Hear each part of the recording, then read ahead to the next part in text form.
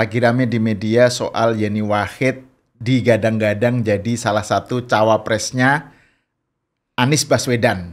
Nah, ini rame karena kan katanya Anies akan mengumumkan soal cawapresnya itu setelah Anies pulang dari Saudi ya, dari haji. Nah ini ada respon dari Yeni Wahid, nanti bisa kita lihat di videonya. Dan saya ingin kita ngobrol dengan Bung Adi Prayetno.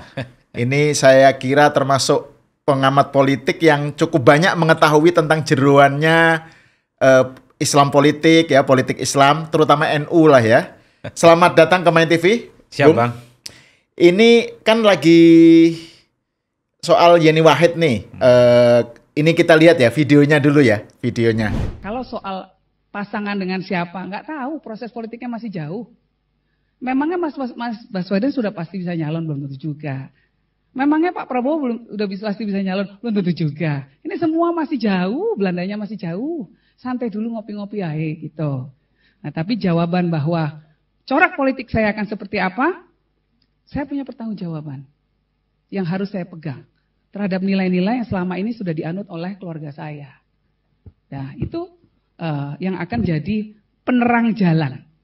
Ya, kalau soal Anies Baswedan punya reputasi tertentu, biar Anies Baswedan yang jawab. Kalau saya pasti akan stay true to my values. Tindakan-tindakan politik saya akan didasarkan kepada nilai. Karena hanya itu yang saya punya. Kalau reputasi sudah rusak, dan ini pelajaran untuk para politisi-politisi muda. Nah di video itu, video yang barusan kita putar itu kan dia menyatakan emang Anies udah pasti nyalon gitu kan. Terus yang kedua Mbak Yeni bicara mengenai bahwa politiknya berdasarkan nilai dan bahwa dia melihat karakter Anies, reputasi Anies itu nggak cocok lah dengan nilai yang dia perjuangkan. Menurut Bang Adi gimana? Ya, saya kira dua hal. Pertama, Anies ini sepertinya paham betul soal sisi kelemahannya maju di 2024 ya. Bukan hanya soal misalnya ambang batas presiden 20% yang tidak terlampau aman, tapi persoalan bagaimana pemilih-pemilih Nahdlin itu memang tidak terlampau terkonsolidasi ke Anies. Makanya tidak mengherankan kalau Anies dan Nasdem misalnya seringkali silih berganti menyebut tokoh-tokoh NU yang dinilai potensial bisa menjadi pendamping Anies. Sebelum Yeni kan Hovifah sering disebut. Itu hilir mudik. Hovifah dianggap sebagai sosok yang dianggap mengorkestrasi kekuatan politik di Jawa Timur. Posisinya sebagai gubernur dalam konteks itu. Dianggap mampu mengonsolidasi kekuatan politik Nahdlin. Kan begitu. Dua hal ini yang sepertinya disadari betul oleh Anies dan Nasdem ya. Tapi secara perlahan Hovifah menolak, gestur politiknya sangat kentara. Kalau Hovifah itu tidak terlampau ingin untuk bisa mendampingi Anies dan lebih tertarik untuk maju kembali di Pilkada Jatim di 2024 nanti ya. Okay. Maka tidak mengherankan kalau setelah itu muncul namanya Mahfud MD. Tapi Mahfud MD langsung disclaimer, terima kasih dan saya tidak mau. Saya takut merusak. Oh iya, Pak Mahfud juga menyatakan menolak sempat disebut ya oleh PKS misalnya. Dan Mahfud langsung disclaimer, nolak. Orang Madura kan biasanya konfrontatif. Langsung hitam dan putih. Terima kasih kata Pak Mahfud. Saya tidak terlampau tertarik karena takut ya mengganggu suasana koalisi perubahan yang di dalamnya juga banyak yang mengincar posisi cawapres. Nah setelah itu kan muncul nama Yeni Wahid. Ini kan sebenarnya sebagai bagian dari upaya supaya Anies itu terus mendapatkan pendamping politik cawapresnya dari kalangan Nahdlin. Karena NU itu harus diakui solid, mayoritas secara ormas keagamaan dan yang paling penting basisnya di Jawa Timur. Sesuatu yang secara statistik tidak dimiliki oleh Anies dalam konteks itu. Maka tidak mengherankan Yeni kemudian muncul. Nah itu yang kedua saya bilang. Itu Yeni kenapa yang disasar? Ini tentu ingin menyasar pemilih NU dan Jawa Timur. Nah tapi Yeni sepertinya menolak halus. Agak berbeda dengan Mahfud yang menolak keras, hitam dan putih. Yeni kalau kita melihat video dan statement politiknya yang belakangan kita lihat itu ya, jelas bagi Yeni. Satu ya, pernyataan penolakannya. Apakah Mas Anies bisa dipastikan maju di 2024? Kan itu satu statement yang satir bahwa Yeni termasuk orang yang juga ragu bahwa Anies bisa maju. Ini persoalan ambang batas presiden 20%.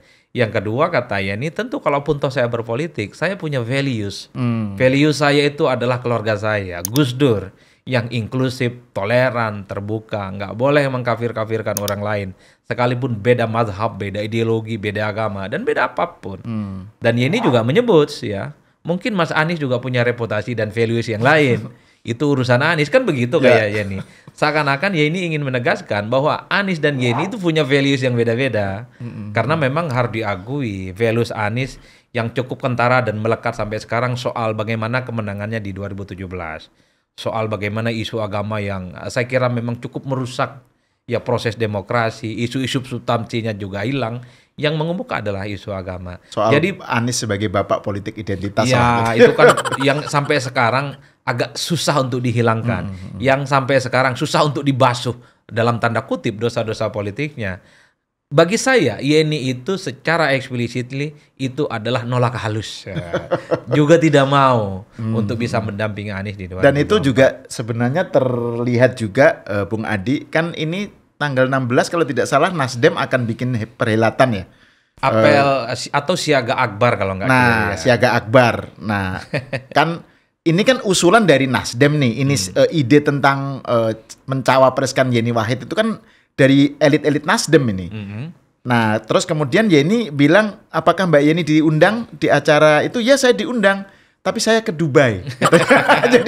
jadi itu juga bagian dari penolakan halus ya. Nolak halus lah. Tapi gini Bung Adi, ini kan ya seperti yang kita baca ya, sejumlah elit Nasdem mengusulkan nama Yeni. Terus kemudian kan sebenarnya ada juga dari kalangan Demokrat yang merasa nggak nyaman dengan usulan tersebut kan. Misalnya kan sudah diputuskan berdasarkan keputusan koalisi gitu. Kan itu Anies yang menentukan dan seterusnya. Kenapa Nasdem, maksudnya itu kan resikonya koalisi pecah ya. Dan Anies dengan begitu nggak dapat tiket gitu kan. Kenapa ini terjadi gitu? Ya, maksudnya kenapa nggak stick dengan AHY? Kalau melihat kecenderungan rata-rata ya, Nasdem dan Anies ini sangat gampang menghitung dan mengkalkulasi politiknya Demokrat. Jadi bagi Anies sepertinya, kalaupun toh bukan AHY, ini barang nggak mungkin kemana-mana. Artinya kalau mau jujur, Demokrat dalam konteks ini, AHY dalam konteks ini tidak terlampau dianggap dan tidak terlampau dihitung.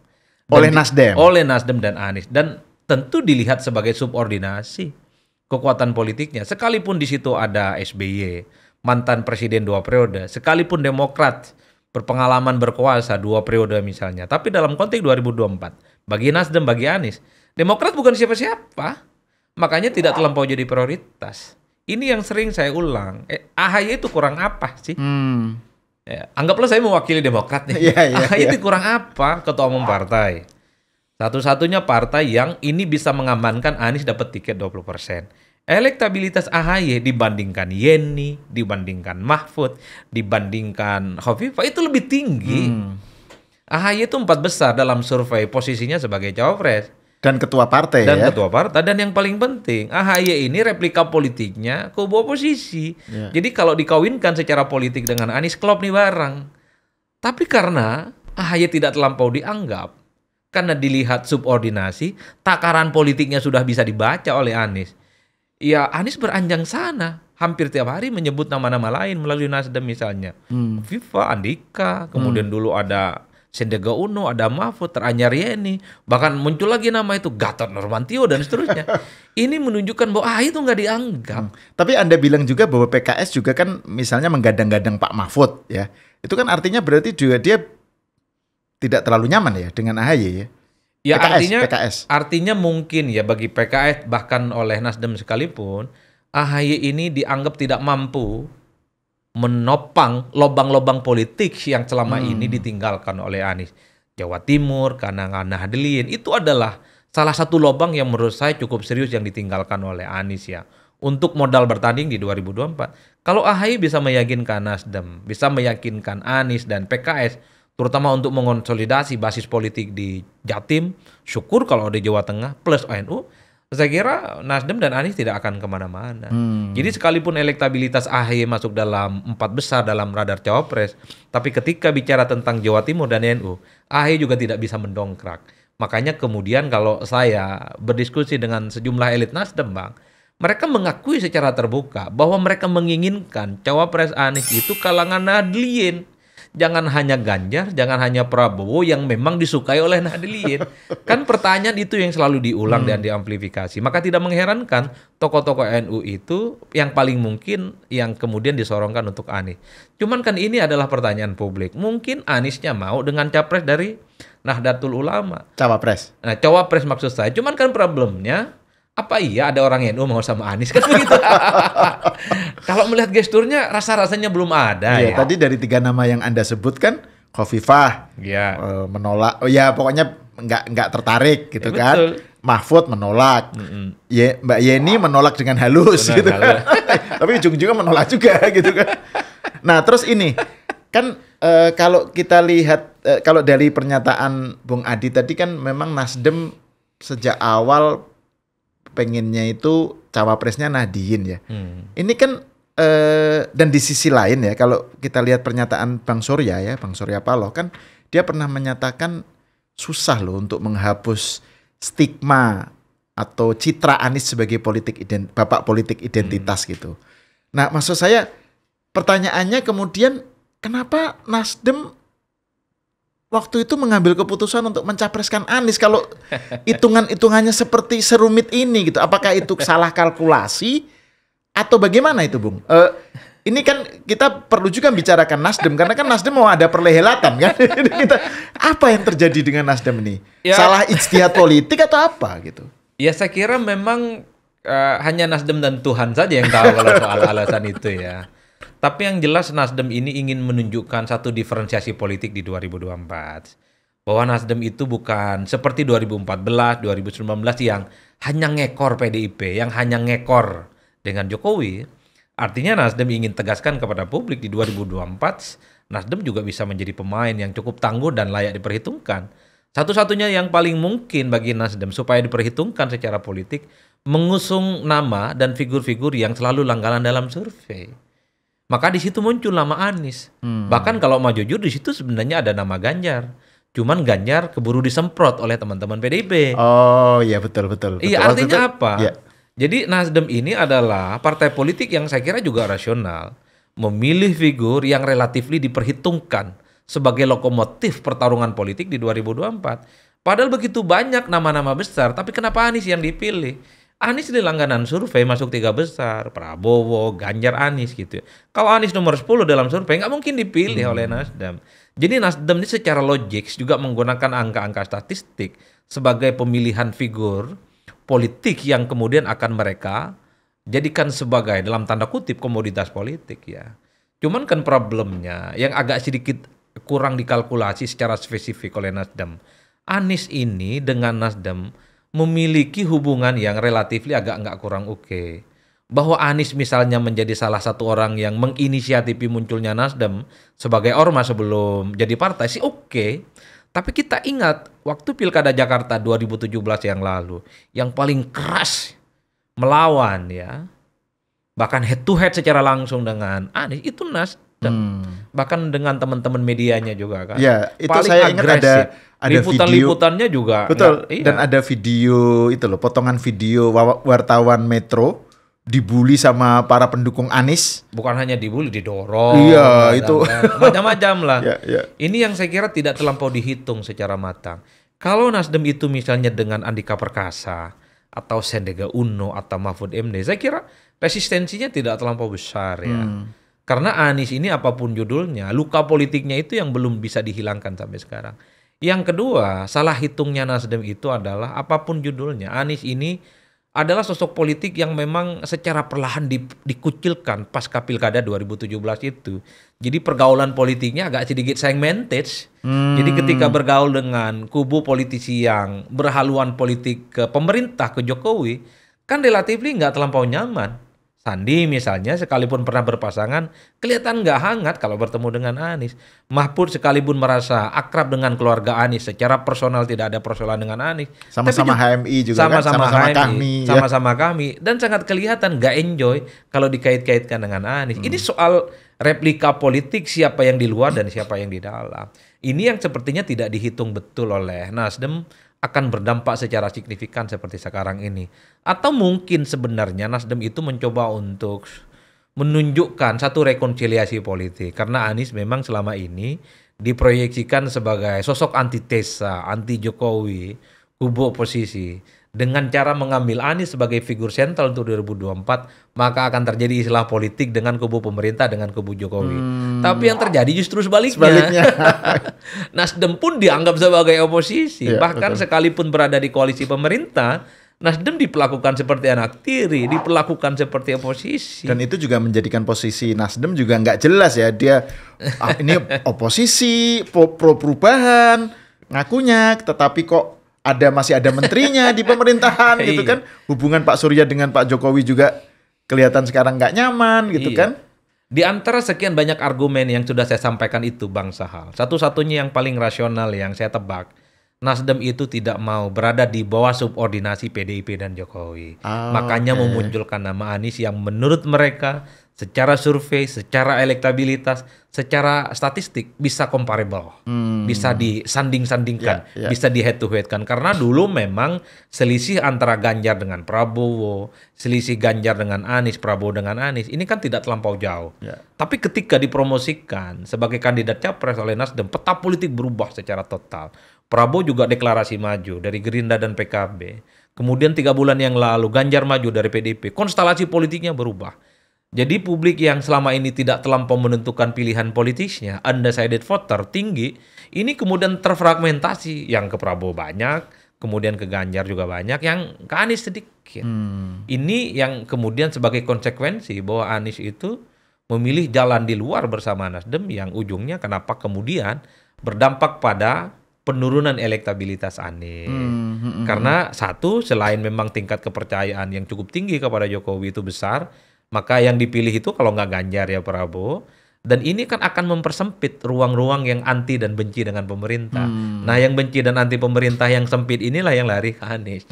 Kalau istilahnya Burhanuddin Muhtadi ya, Anies tuh kehilangan momentum sudah katanya.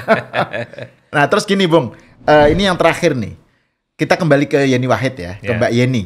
Mbak Yeni ini kan ada poin yang menurut saya menarik ya terkait dengan berpolitik berdasarkan nilai, ya. Dan nilai di sini kan kalau kita lihat dari pernyataan Mbak Yeni kan nilai-nilai yang diperjuangkan Gus Dur lah ya, kebinekaan, pluralisme, pokoknya nilai-nilai tentang keindonesiaan lah gitu.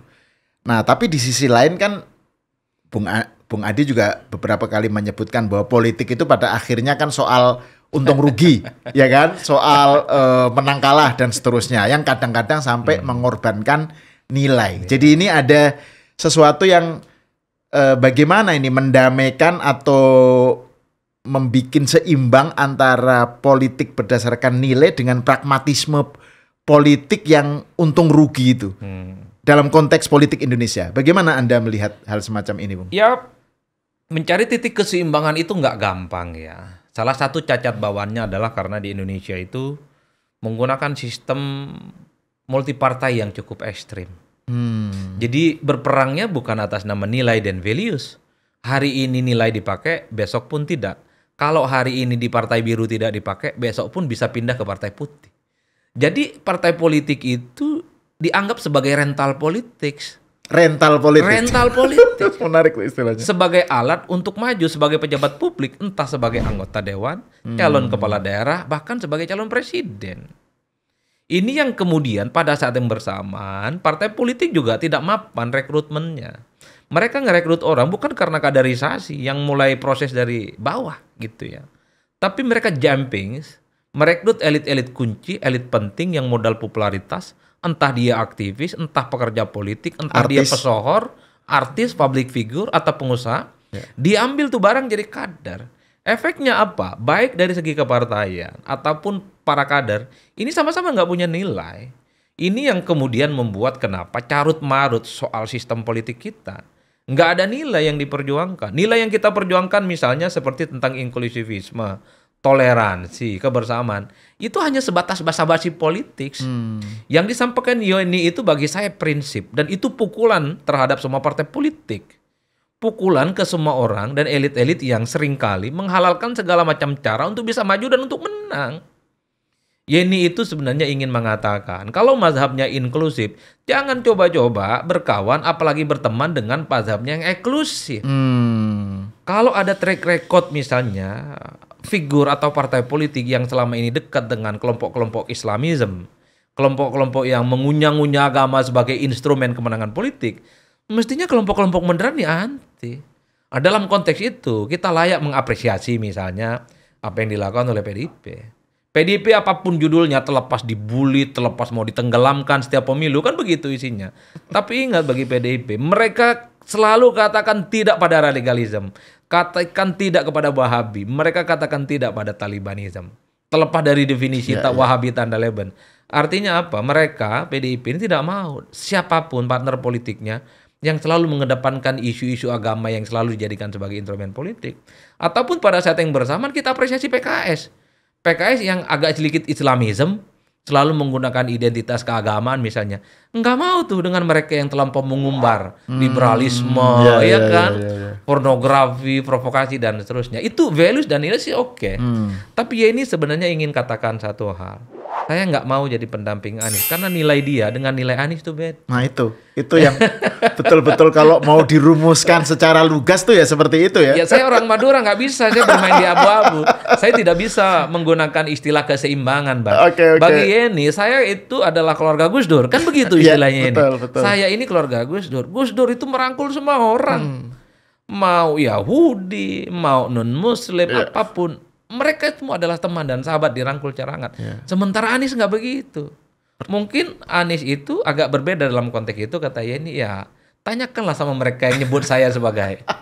Itu yang saya sebut penolakan secara halus. Jadi kalau boleh saya terjemahkan pernyataan Yeni, saya ini keluarganya Gus Dur, nggak mungkin berkawan dengan politisi yang sering ngunyah-ngunyah agama lah. Ya, ini closing yang justru paling tepat menurut saya ini, lugas dan betul-betul men-sum up ya, mewakili, mengikhtisarkan, mensarikan pernyataan Mbak Yeni. Oke, terima kasih Bung Adi. Kita berjumpa lagi di episode berikutnya.